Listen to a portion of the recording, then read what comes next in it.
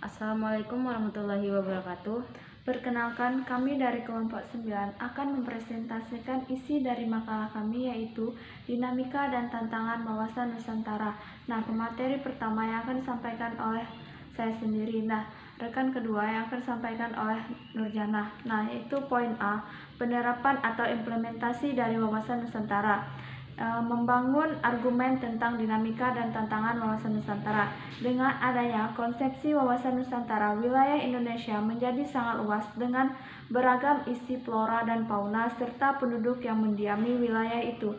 Namun, demikian konsepsi wawasan Nusantara juga mengajak seluruh warga negara untuk memandang keluasan wilayah dan keragaman yang ada di dalamnya sebagai satu kesatuan. Selanjutnya, mendeskripsikan esensi dan urgensi wawasan Nusantara. Sejarah munculnya wawasan Nusantara adalah kebutuhan akan kesatuan atau keutuhan wilayah Indonesia yang terbentang dari Sabang sampai Merauke. Baru setelah adanya deklarasi Juanda tanggal 13 Desember 1957, wilayah Indonesia barulah merupakan satu kesatuan di mana laut tidak lagi merupakan pemisah tetapi sebagai penghubung. Bangsa Indonesia dikenal sebagai bangsa yang heterogen.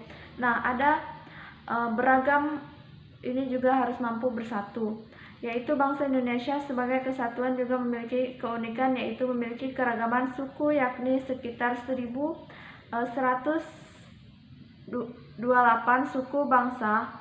Data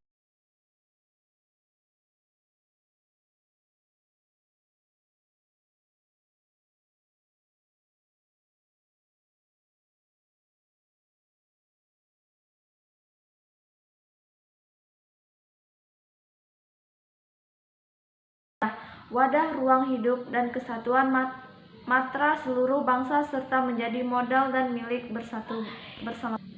Selanjutnya, perwujudan Kepulauan Nusantara sebagai satu kesatuan ekonomi memiliki makna, yaitu bahwa kekayaan wilayah Nusantara baik potensial maupun efektif adalah modal dan milik bersama bangsa, dan bahwa keperluan hidup sehari-hari tersedia merata di seluruh wilayah tanah air. Perwujudan Kepulauan Nusantara sebagai satu kesatuan sosial budaya, yaitu bahwa masyarakat Indonesia adalah satu. Peri kehidupan bangsa harus merupakan kehidupan bangsa yang sertai dengan terdapatnya tingkat kemajuan masyarakat yang sama, merata dan seimbang, serta adanya keselarasan kehidupan yang sesuai dengan tingkat kemajuan bangsa. Perwujudan Kepulauan Nusantara sebagai satu kesatuan pertahanan dan keamanan memiliki makna bahwa ancaman terhadap satu pulau atau satu daerah pada hakikatnya merupakan ancaman terhadap seluruh bangsa dan negara. Poin B, manfaat dari penerapan wawasan Nusantara. Salah satu manfaat paling nyata dari penerapan wawasan Nusantara, khususnya di bidang wilayah, adalah diterimanya konsepsi Nusantara di forum internasional, sehingga terjaminlah integrasi wilayah teritorial Indonesia. Laut Nusantara yang semula dianggap laut bebas menjadi bagian integral dari wilayah Indonesia. Poin C, tantangan implementasi wawasan Nusantara. Menyadari bahwa faktor utama yang mendorong terjadinya proses perubahan adalah nilai-nilai kehidupan baru yang dibawa oleh negara maju dengan kekuatan potensi global. Selanjutnya, pemateri kedua yang akan dijelaskan kepada rekan saya, Nurjana. Fungsi wawasan Nusantara. Fungsi wawasan Nusantara adalah menjadi panduan, pedoman, acuan bagi bangsa Indonesia dalam kehidupan bernegara. Wawasan Nusantara dibagi menjadi 4 kelompok fungsi sebagai berikut. Yang pertama, wawasan Nusantara sebagai satu kesatuan politik. Yang kedua, wawasan Nusantara sebagai satu kesatuan ekonomi. Yang ketiga, wawasan Nusantara sebagai satu kesatuan sosial budaya.